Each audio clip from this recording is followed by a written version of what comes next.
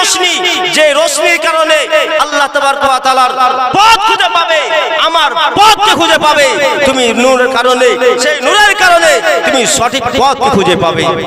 তাহলে আমাদের কি সব কিছু যা দুনিয়া মানুষ কি বলছে দেখার নাই, তাহলে নিজেই আমাকে জ্ঞানী হয়ে যেতে হবে।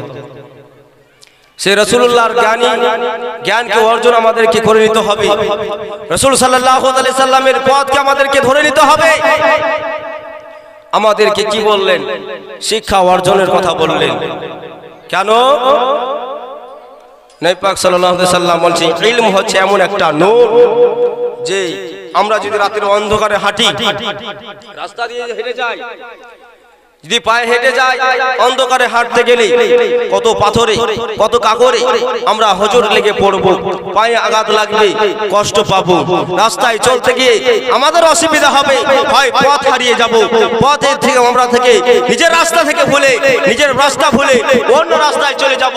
বলে এই কথাই বলে নবী পাক সাল্লাল্লাহু আলাইহি সাল্লাম বলেছেন, হে আমার উম্মত উম্মতিরা, তোমাদের জন্য ইলম এমন একটা জ্ঞান, ইলম এমন একটা জিনিস, যেটা যার মাধ্যমে তুমি সব কিছু চিনতে পারবে, কোনটা ভালো, কোনটা খারাপ, কোনটা যায়, কোনটা না যায়, সেটা তুমি সব কিছু চিনতে পারবে। আবার রাসূল সাল্লাল্লাহু আলাইহি সাল্লাম এটা আমাদেরকে জানিয়ে দিয়ে গেছে। তাই আমাদেরকে, আমাদের বাবাজি ভাইরা, সে আমাদেরকে ইলম হাসিল করতে হবে।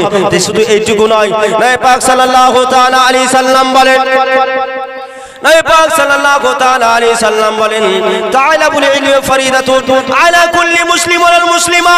হে জগৎবাসীরা শুনো, শুনো, হে জগৎবাসীরা শুনো, হে আল্লাহর বান্দা বান্দীরা শুনো। মুসলমান হয়েছো, মুসলমান হয়েছো, কিন্তু তার সাথে সাথে তোমাদের জন্য ফরজ করা হয়েছে, কিছু একটা জিনিস ফরজ করা হয়েছে। সেটা কি? প্রত্যেক মুসলমান নর নারীর জন্য ইলমে দ্বীন শিক্ষা করা ফরজ। প্রত্যেক মুসলমান নর এবং নারী, মানে পুরুষ এবং মহিলা, প্রত্যেক পুরুষ এবং মহিলাদের জন্য ইলমে দ্বীন শিক্ষা করাটা কি? ফরজ। তাই বাবাজি ভাইরা আমার, আমাদেরকে ইলমে দ্বীন হাসিল করতে হবে। এতটুকু আমি বলছি না যে আপনি মুফতি সাহেব হন কিংবা মাওলানা হন, এটা বলছি না, কিন্তু এতটুকু আপনি ইলম হাসিল করে নেন, এতটুকু জ্ঞান অর্জন করে নেন, যার কারণে আপনি নিজের পথ নিজে বেছে বের করতে পারেন, যে আমার রাসূলের পথ কোনটি রয়েছে আর শয়তানের পথ কোনটি রয়েছে। আমরা যেন নিজে বের করতে পারি যে আমার রাসূলের পথ কোনটি রয়েছে, আমার রাসূল সাল্লাল্লাহু আলাইহি সাল্লাম কোনটি পথে চলতে বলেছে, এবং শয়তানের পথ কোনটি, শয়তানের মত কোনটি আমাদেরকে দেখিয়ে দিয়েছে। রাসূল সাল্লাল্লাহু আলাইহি সাল্লাম আমাদেরকে চলতে সেই রাস্তা দেখিয়ে দিয়ে গিয়েছে, আমাদেরকে সেই রাস্তা ধরে চলতে হবে। যদি আমরা সেই রাস্তা দিয়ে চলতে চাই, সেই রাস্তা দিয়ে চলতে গেলে জ্ঞানের দরকার রয়েছে, সেই ইলমের দরকার রয়েছে। ইলম যদি না থাকে, জ্ঞান যদি না থাকে, আমাদের কাছে যদি আমাদের সেই অভিজ্ঞতা না থাকে, গরিবের কারণে, আমাদের অভাব-অনটনের কারণে আমি ইলমে দ্বীন শিক্ষা করতে পারিনি। কিন্তু আমাদের রাসূল সাল্লাল্লাহু আলাইহি সাল্লাম বলেছে, আমার উম্মত উম্মতিরা, তোমরা তিনটি জিনিস হয়েও কিন্তু চতুর্থ হয়ে না। কোনটি?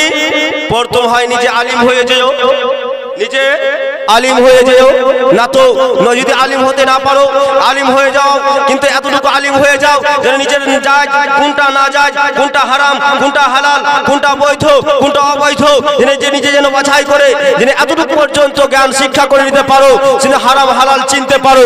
এইটাকে আমাদের রাসূল সাল্লাল্লাহু আলাইহি সাল্লাম বললেন, এইটুকু জ্ঞান অর্জন করা হচ্ছে ফরজ প্রত্যেক মুমিন মুমিনার জন্য। তাহলে বাবাজি ভাইরা, তাহলে এক নম্বরে আমাদেরকে আলিমে দ্বীন হয়ে যেতে হবে। এক নম্বরে আমাদেরকে আলিমে দ্বীন হয়ে যেতে হবে। দ্বিতীয় নম্বরে কি?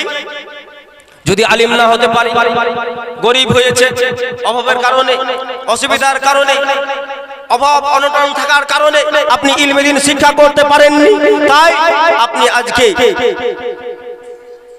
মানে অশিক্ষিত হয়েছেন, অশিক্ষিত অবস্থায় রয়েছেন। রাসূল সাল্লাল্লাহু আলাইহি সাল্লাম,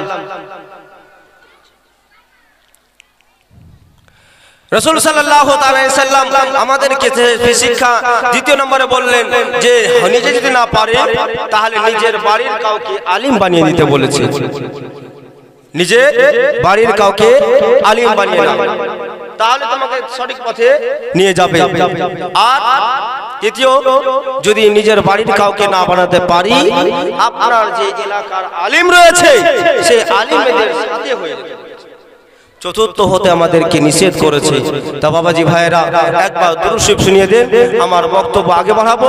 আমার যে টপিক আমি বক্তব্য ধরতে চেয়েছিলাম, আমি টপিক থেকে আমি দূরে হয়ে গিয়েছি, তাই একবার দুরূদ শরীফ শুনবান, আর দুরূদ শরীফ পড়ার পরে একটি গজল শোনাবো, তারপর আমি বক্তব্য আগে। আল্লাহুম্মা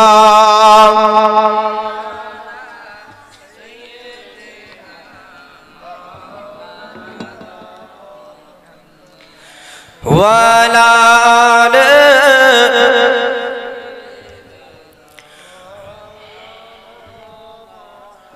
মুহাম্মদ সাল্লাল্লাহু তাআলা আলাইহি ওয়াসাল্লাম। আকিদিন আকিবুড়ি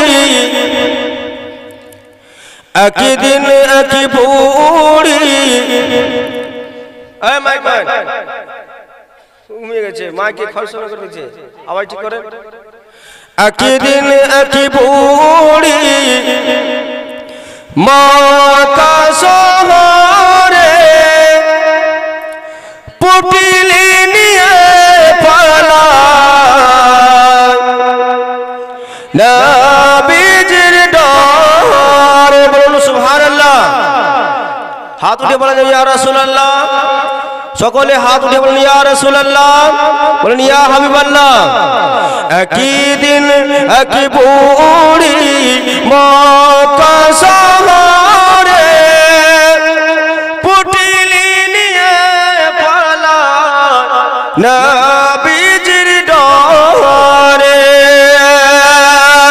পুটিলি নিয়ে পালায় নবীজির ডরে।